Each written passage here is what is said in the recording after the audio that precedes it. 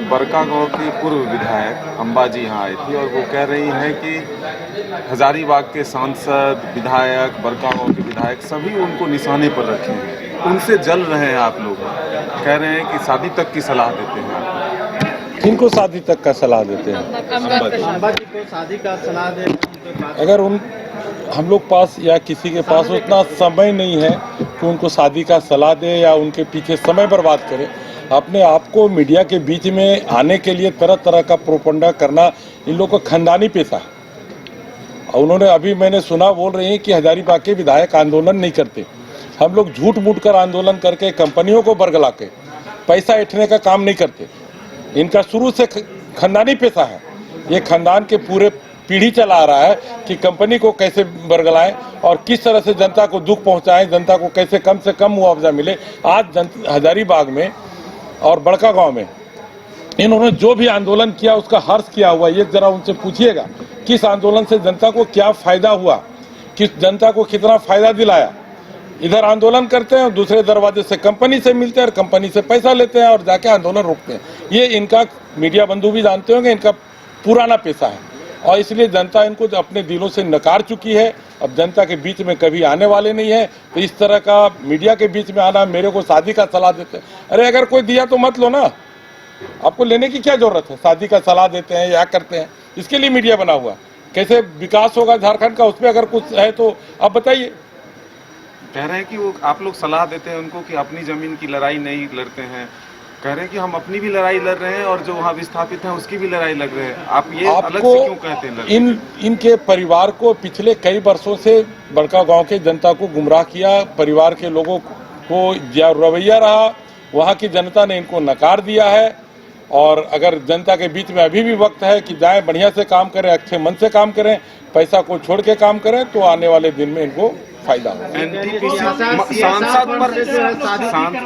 सामूहिक विवाह करवा रहे हैं। CSR फंड से कोई शादी का कोई काम नहीं हुआ है और न कोई CSR फंड का कोई घोटाला हुआ है। एक चीज और भी कह रहे थे कि सांसद जी दहेज लेते हैं, दहेज लेने के लिए ये कर रहे हैं। लेकिन सांसद जी ने क्लियर किया था, मनीष जायसवाल जी ने, कि दहेज लेना अपराध है, दहेज देना अपराध नहीं है। उन्होंने ये जो इस बात को कहा था, उन बात को घुमा के कर रहे हैं।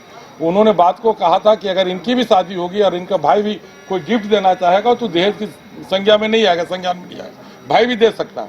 तो इन बातों को घुमाना, मीडिया में आना, झूठ मूठ का बात को प्रचार प्रसार करना, ये सरासर गलत है। अभी मुआवजा कैसे ज़्यादा मिलेगा, कंपनियों से कैसे लोगों को राहत मिलेगी, उसके लिए माननीय हमारे विधायक रोशन लाल चौधरी जी संघर्ष कर रहे हैं और आने वाले दिन में बड़कागांव की जनता को इसका फल भी मिलेगा। आज भी उठा है सर, रोशन लाल जी आपको कह रहे हैं कि हमको भी दबाव दिया जा रहा था, बीजेपी में हम नहीं आए, आपको वॉशिंग मशीन में धो करके ला दिए।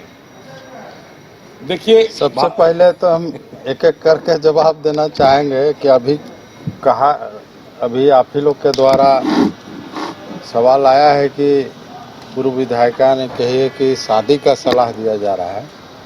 निश्चित रूप से राजनीतिक दृष्टिकोण से तो हम ये बात को नहीं बोल सकते हैं। शादी अपनी मर्जी पर कोई कर सकता है कितनी भी उम्र में, लेकिन जब भी मुलाकात औपचारिक उनसे होती है तो हमेशा अंकल कह के वो कहते हैं। तो उस रिश्ते के नाते हम कहेंगे कि समाज में जो रीति रिवाज है या और उम्र का जो है उसके अनुसार तो हम अंकल के हैसियत से सलाह देंगे, राजनीतिक की से नहीं, कि शादी की उम्र हो गई है, होनी चाहिए, बाकी उनकी मर्जी। हाँ, आपके बीजेपी पर आने में वो कह रही हैं कि हम पर भी एक दबाव था लेकिन हम नहीं आए, इसलिए आप लोग परेशान कर रहे हैं।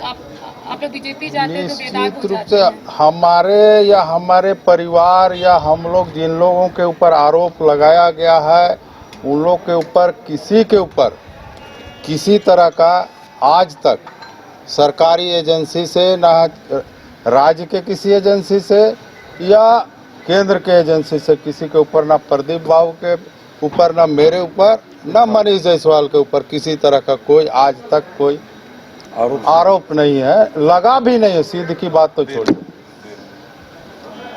रही बात कि उन्होंने जो आरोप लगाया है कि बड़कागांव में वहाँ के विस्थापितों को लेकर हम लोग कहीं बात को नहीं रखते हैं या मनीष जायसवाल जी नहीं रखते हैं, उसके संबंध में हम आपको बताना चाहते हैं कि लगभग 13-14 महीना हो गया विधायक बने हुए प्रदीप जी का और मेरा। तीनों माँ बाप और बेटी को मिलाकर एवरेज हम चुनौती देते हैं विस्थापन को लेकर। जितना सदन में विस्थापितों की आवाज़ को औसतन हम ऑन रिकॉर्ड होगा, आप भी उसको अभी भी देख सकते हैं। वहाँ के विस्थापितों को बात को जितना हमने रखा है वो तीनों मिलकर उतना नहीं रखे होंगे। और रहा बात आंदोलन को बेचने की, हम आज भी खुलेआम चुनौती देते हैं कि लगातार 15 साल तक वहाँ के विस्थापितों को गुमराह किया गया, वहाँ के विस्थापितों को हक को बेचा गया। साक्षात उदाहरण है, आज से सप्ताह दिन पहले आंदोलन के नाम में झूठी गिरफ्तारी दी गई और दोनों पूर्व मंत्री और पूर्व विधायक कांग्रेस में सरकार के दबाव में या सरकार के चापलूसी में उनको छोड़ दिया गया और बेचारे जो गरीब थे, कमज़ोर थे, उनको जेल भेजा गया। कानून में सब बराबर है। यदि एक ही आंदोलन में उनको गिरफ्तार किया गया था तो सबको एक साथ गिरफ्तार किया गया था, तो दूसरे लोगों को क्यों जेल भेजा गया और ये दोनों माननीय लोगों को क्यों छोड़ा गया? ये सवाल हम आज करते हैं, आप उनसे पूछिए। पहला दिन तो आप साथ थे, अम्बा प्रसाद जी के साथ खड़े थे। गलत। यही हम सभी मीडिया के साथियों से कहना चाहेंगे, उस दिन भी हम कहे थे और आज भी कह रहे हैं, विस्थापित के नाम से सही आंदोलन का हम आज भी समर्थन करते हैं। हम ये नहीं कहते कि हम जोगेंद्र साहब और निर्मला देवी के आंदोलन का समर्थन करते हैं। हमने उस समय भी कहा था कि इन लोगों का पुराना आदत है। यही अम्बा प्रसाद जीतने के बाद आंदोलन हुआ था, 3 महीना तक पूरा बड़का गांव का माइंस बंद था। उस समय जो लोग आंदोलन में आए उनके साथ जो लोग नौकरी करते थे उनको नौकरी से बैठा दिया गया और आज भी नौकरी से बैठे हुए हैं। और उस समय भी एक भी किसी को कोई फायदा नहीं मिला।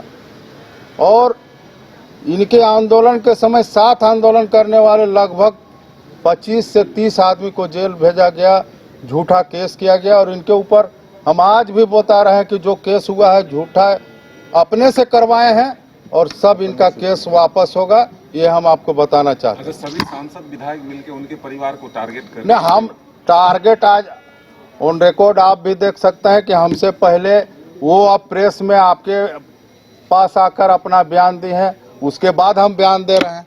सिर्फ हम वो सवाल कर रही है, उसका हम जवाब दे रहे हैं। नहीं वो हमारे टारगेट में ना वो थी कभी, ना आज भी नहीं है, कल भी नहीं है और कल भी नहीं रहेगी। लेकिन वो सवाल करेगी तो उसका जवाब हम जरूर देंगे और पुरजोर तरीके से देंगे। आप लोग बोल रहे हैं कि सरकारी फंड का इस्तेमाल शादी में नहीं हुआ, लेकिन आरटीआई में जो एनटीपीसी ने बताया है कि सांसद के जो शादी करवाया सामूहिक शादी, उसमें जो है हमने इतने सामान निश्चित रूप से CSR फंड में सामुदायिक के लिए किया गया है वो, और सार्वजनिक जो लिए हैं पैसा सार्वजनिक रूप से प्रेस कॉन्फ्रेंस करके माननीय सांसद जी ने सार्वजनिक किया है।